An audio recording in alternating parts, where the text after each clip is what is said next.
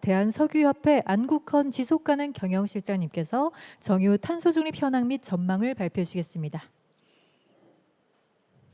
네, 준비되시면 발표 시작하겠고요. 네, 여러분 큰 박수로 환영해 주시기 바랍니다. 예. 안녕하십니까. 대한석유협회 안국헌입니다. 오늘 이 자리에서 저희 산업과 향후에도 계속될 수 있는 방안에 대해서 이제 발표할 수 있는 기회를 주신 그 탄노기 관계자 분하고 오늘 여기에 참석해 주신 청중 여러분께 인사드리겠습니다.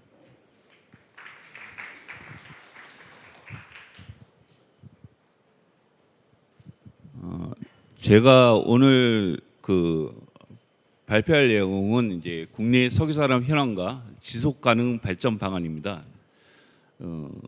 내용은 이제 국내 석유산업 현황과 그다음에 세계 석유 수요 전망, 그다음에 지속 가능 발전 방안 순으로 이제 발표를 할 예정인데요.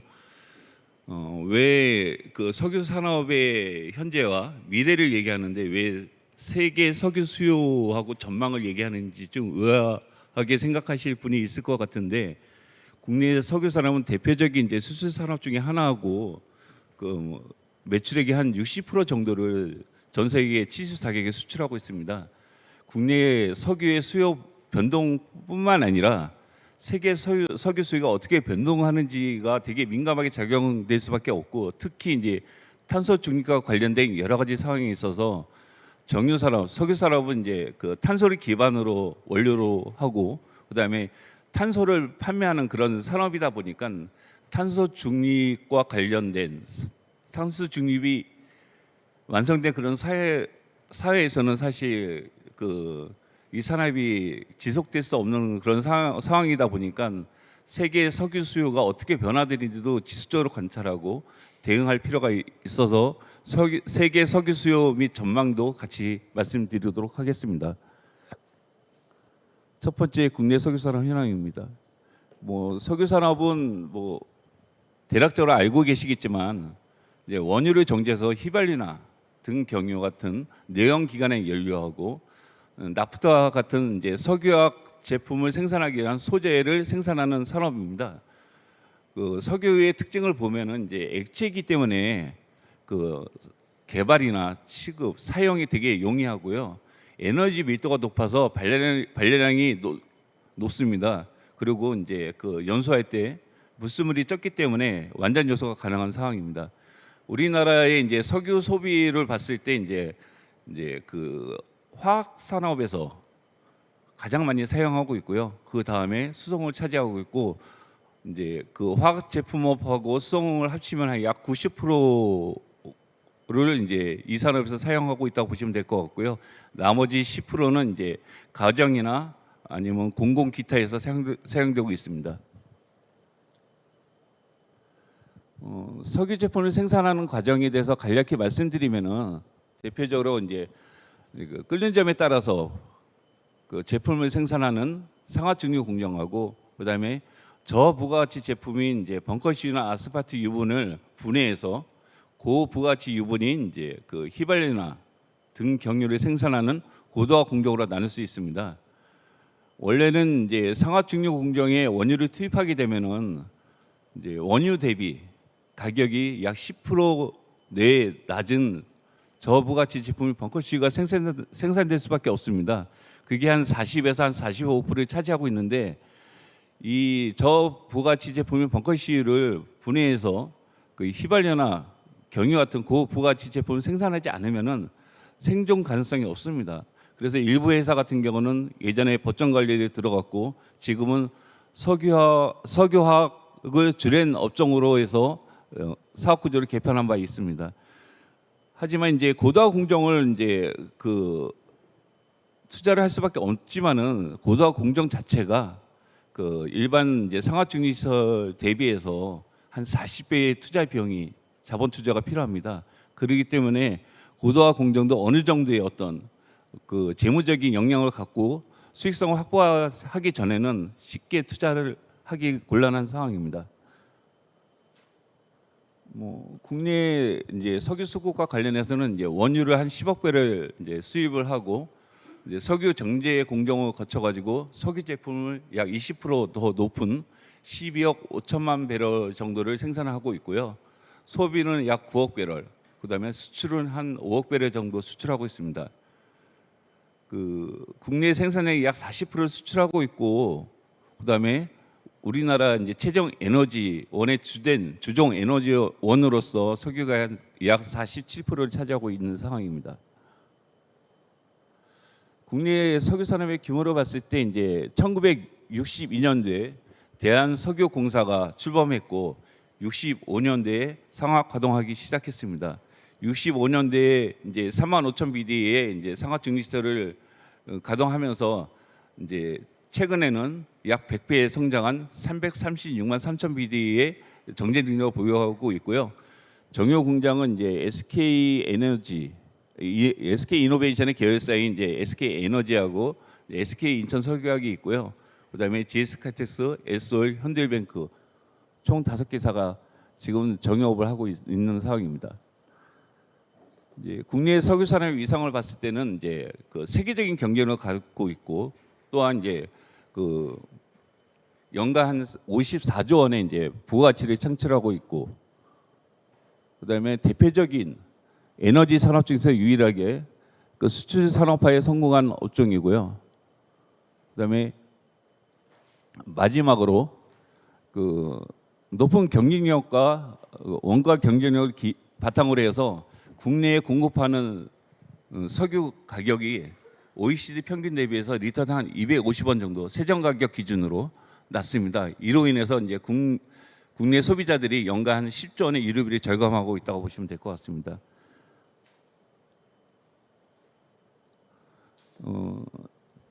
좀 전에 이제 세계적인 수준의 경쟁력을 확보하고 있다고 말씀드렸는데요.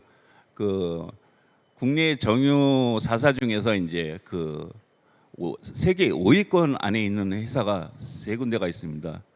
예전에는 SK 에너지가 90년대에는 세계 1위였었는데요.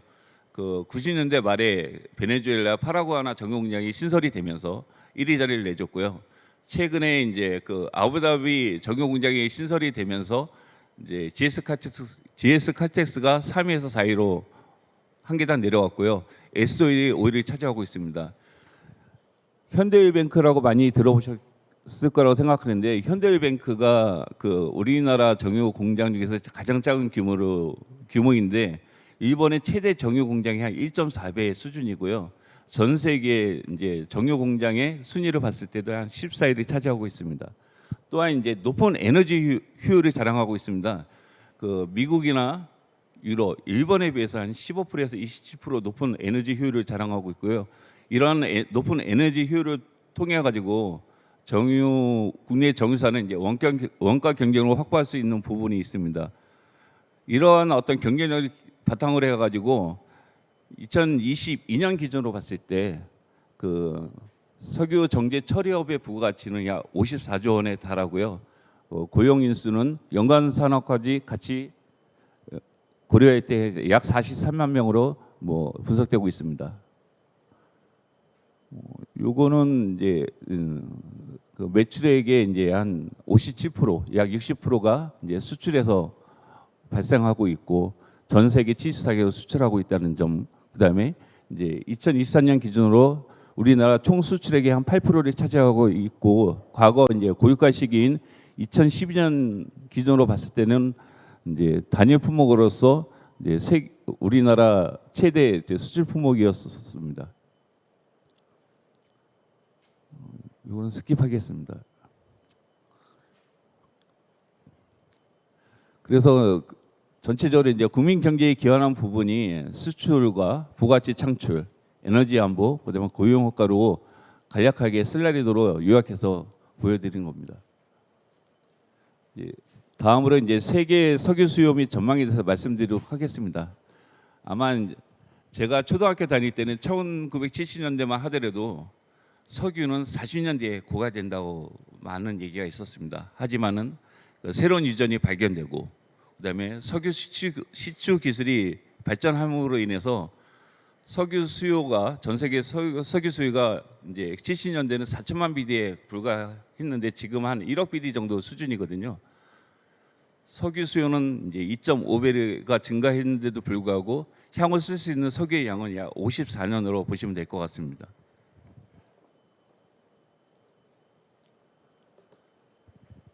아까 말씀드렸듯이 이제 저희는 이제 전 세계 석유 수요가 어떻게 변동이 되고 에너지원의 수요가 어떻게 변동되는지 민감하게 이제 관찰할 수밖에 없고요.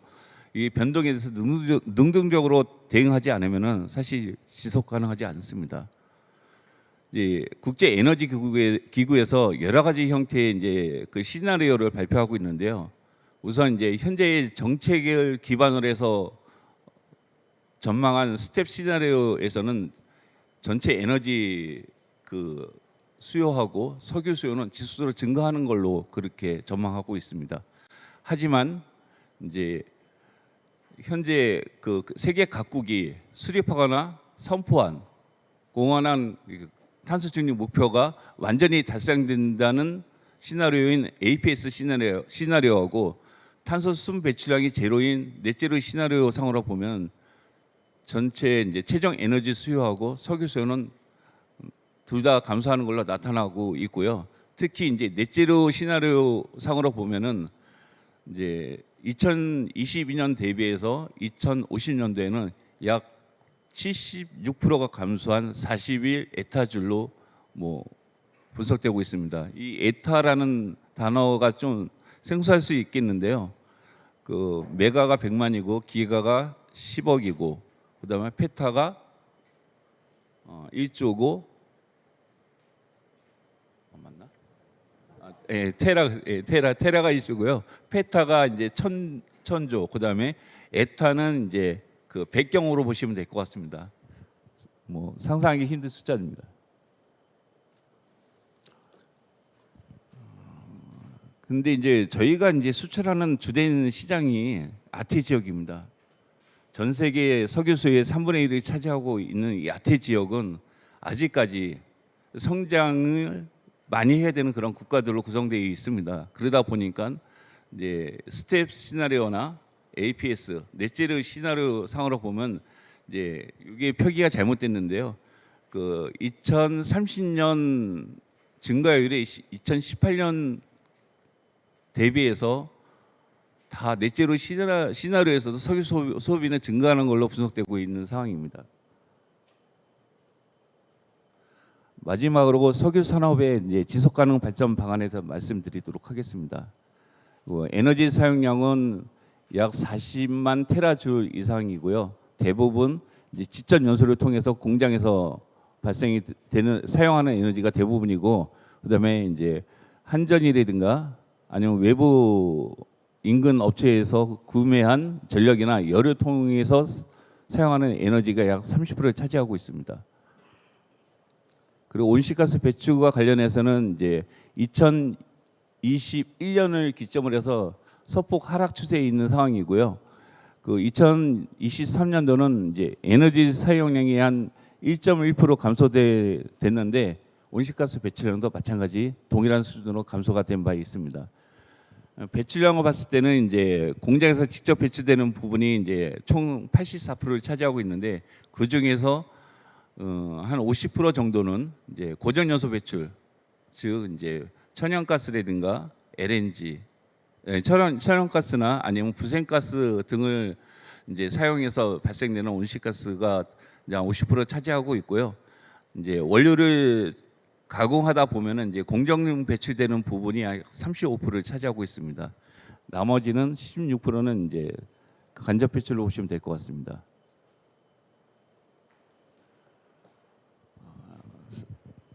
저희 산업이 이제 지속 가능하기 위해서는 온실가스 감축은 불가피한 선택입니다.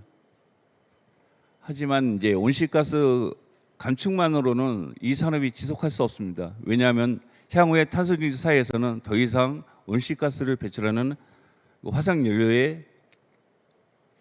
화석연료 사용은 되게 제한적일 수밖에 없는 상황이다 보니까 사업장에서의 어떤 온실가스 감축과 더불어서 온실가스를 배출하지 않거나 아니면 덜 배출하는 그런 상품을 제조하는 활동으로 전환할 수밖에 없는 상황입니다. 온실가스 감축 방안의 가장 큰 부분은 이제 에너지 효율 개선, 두 번째로 정유 공장의 열원을 저탄소로, 그다음에 무탄소로 전환하는 거, 그다음에 원유 대신에 폐 플라스틱 열분해유나 폐 식용유 등 폐 자원을 재활용하는 부분, 마지막으로 온실가스에 자원합니다. 온실가스에 자원하는 사업장의 온실가스를 저감하는 동시에 새로운 신상품을 출시하고 판매할 수 있는 그런 것이기 때문에 사업장의 온실가스하고 사업의 구조하고 같이 맞물려 있다고 보시면 될 것 같습니다. 에너지 효율 관련해서는 이제 정유 공장을 보시면은 한 20여 개의 공정들이 결합되어 있습니다. 각기 다른 운전 온도하고 압력하에서 가동되다 보니까 그 공장 전체의 어떤 에너지 열원 사용에 있어서 열 통합을 하지 않으면은 에너지 비용이 과도하게 발생이 됩니다. 이런 열 통합을 통해 가지고 2022년도 기준으로 봤을 때 연간 에너지 절감 규모가 한 1.6조 원 정도 되고요. 세계 평균 대비해서 그 온실가스 배출량은 한 6,400만 톤 정도가 저감됐다고 분석되고 있습니다. 기존에 이제 정유 공장의 열 통합이 단지 이제 공장 내에서 사업장 내에서 그냥 끝나는 게 아니라 인근 산업단지, 인근 회사하고 같이 결합해서 지금은 산단하고 같이 이제 열 통합 작업을 진행하고 있는 상황입니다.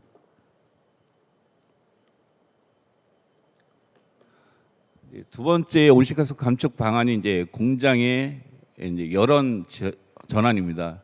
2020년도까지 정유 공장에서 사용되는 벙커시를 거의 전량 LNG나 정제가스 등 가스 연료로 대체를 하였고요. 이제 그 저탄소 연료로는 온실가스 배출을 줄일 수 있겠지만 이제 배출을 제로화시키는 게 이제 불가능하기 때문에 중장기로는 이제 LNG 가스 연료를 이제 수소나 아모니아 등 무탄소 연료로 전환할 수밖에 없습니다. 하지만 이 부분은 이제 그 공급 기반 구축이라든가 경제성, 그다음에 기술 개발 등으로 인해서 상당한 기간이 소요될 걸로 보여지고 그 탄소 비용이 배출권 거래제상의 탄소 비용이 높아지고 그다음에 전 세계가 동일한 비슷한 수준으로 이제 온실가스 감축이 시행될 때 적용 가능하지 않을까 생각합니다. 세 번째로는 원료 대체입니다.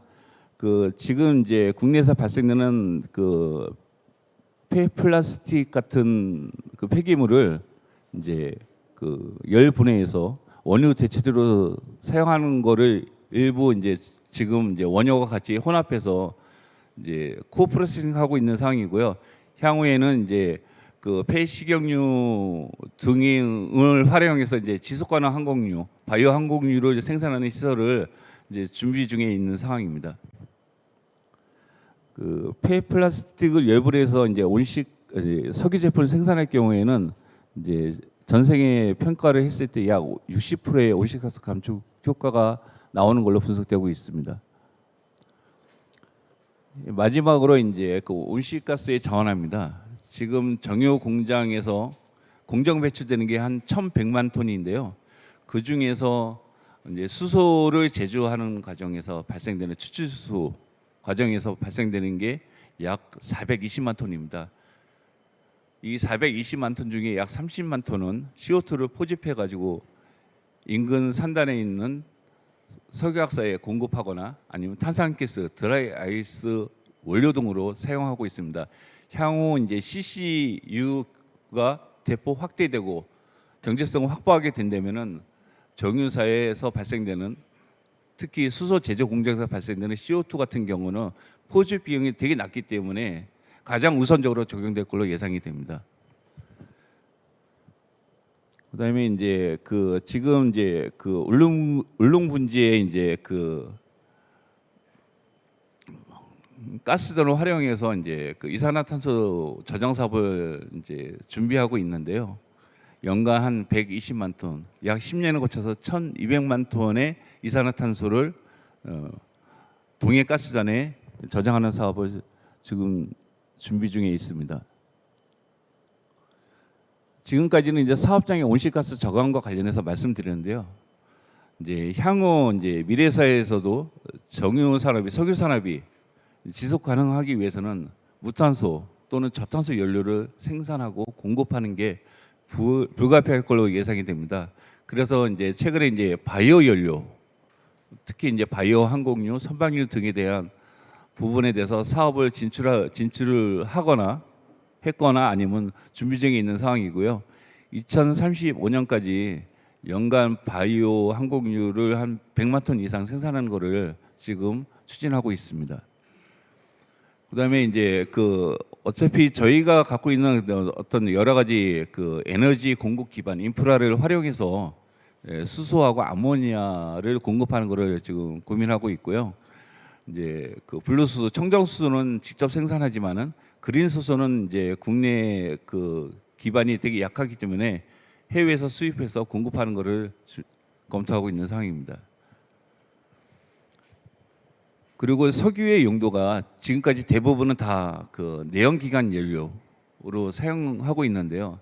향후에는 이 용도가 에너지원이 아닌 소재로 전환될 가능성이 되게 높습니다. 그렇기 때문에 이제 현재 이제 석유와 관련된 여러 가지 자원들을 활용해서 향후에는 석유 정지시설을 이제 에너지원을 생산하는 내연기관의 연료를 생산하는 시설이 아닌 석유학 기초유분을 생산하는 시설로 전환도 같이 고민하고 있는 상황입니다. 또한 이제 사업의 구조, 수익 구조 다변화를 위해서 이제 샤인 프로젝트라고 해서 정유하고 석유학 시설이 결합된 시설을 지금 투자를 진행 중에 있는데요. 이거는 이제 석유 시장의 시황이라든가 석유화학 시장의 시황의 변동성이 있기 때문에 이제 어느 한 시장이 좀 더 이제 수익성이 떨어지면 다른 시장으로 전환해서 제품을 생산할 수 있는 이제 프로젝트인데요. 이제 예전에 이제 NC 업체들이 가장 무서워했던 게 이제 에탄 크로커, 즉 천연가스를 이제 분해해서 탈수소화해서 이제 에틸렌을 생산하는 시설이 되게 위협적이라고 얘기했는데, 최근에는 이제 COTC라고 정유하고 석유화설이 결합된 시설을 이제 상용하게 되면은 사실상 이제 NC 업체들의 어떤 경쟁력은 급격히 하락할 걸로 예상이 되고 있습니다.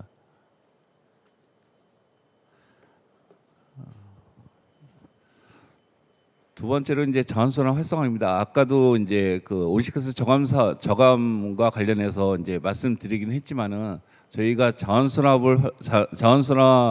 순환 사업을 활성화하기 위해서는 사실 여러 가지 애로점이 있습니다. 하지만은 이제 현재 여러 가지 온실가스 감축 사업 중에서 연료를 대체하는 고탄소 연료에서 저탄소 연료를 대체하는 것 외에 할 수 있는 부분이 가장 효과적인 게 자원순환 사업으로 저는 판단하고 있고요.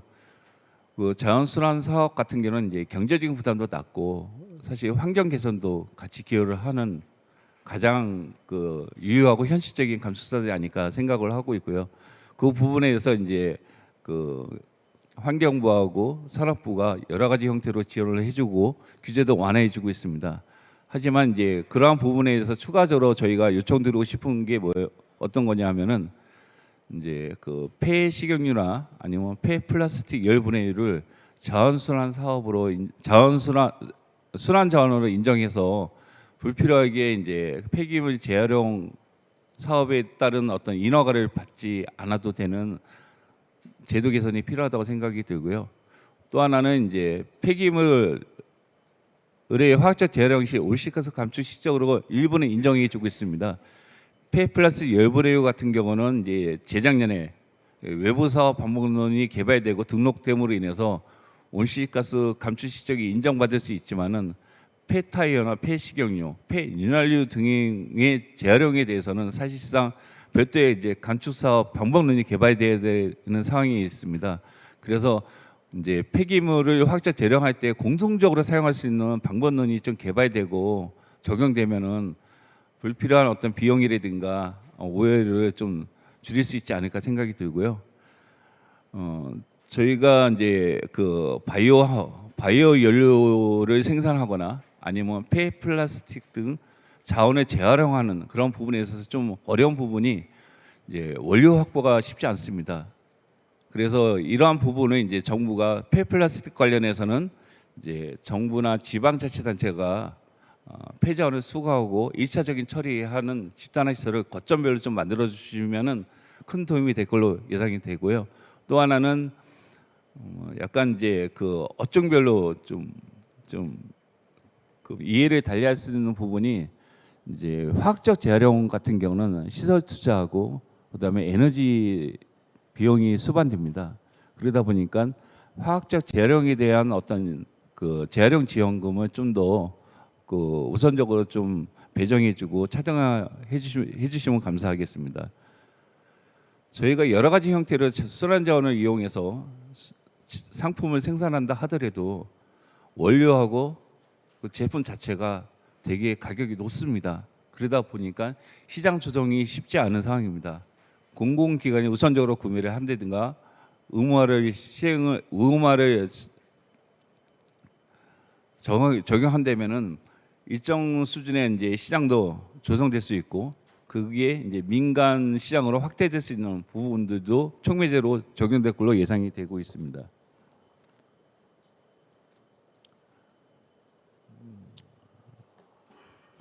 예, 마지막으로 이제 정부의 적극적인 재정과 금융 지원이 필요합니다. 탄소 중립을 위해서 사업 구조를 전환하는 것은 민간 혼자 그 모든 비용을 감내하는 게 쉽지 않기 때문에 정부의 어떤 촉매제로서 정부의 재정과 금융 지원이 필요하다고 생각을 하고 있고요. 앞서 발표하신 다른 업종에서도 비슷한 말씀을 하셨습니다.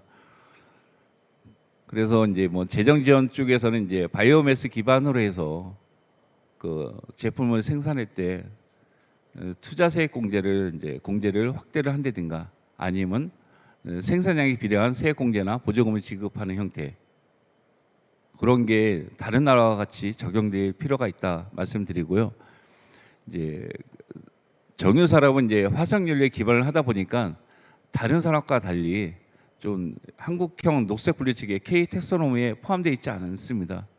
정유 산업도 여러 가지 형태의 이제 저탄소화에 기여할 수 있는 부분이 있기 때문에 그 부분에 대해서 일정 부분 인정해서 이제 그 녹색 분리체계에 편입될 수 있도록 해주시면 감사하겠고요.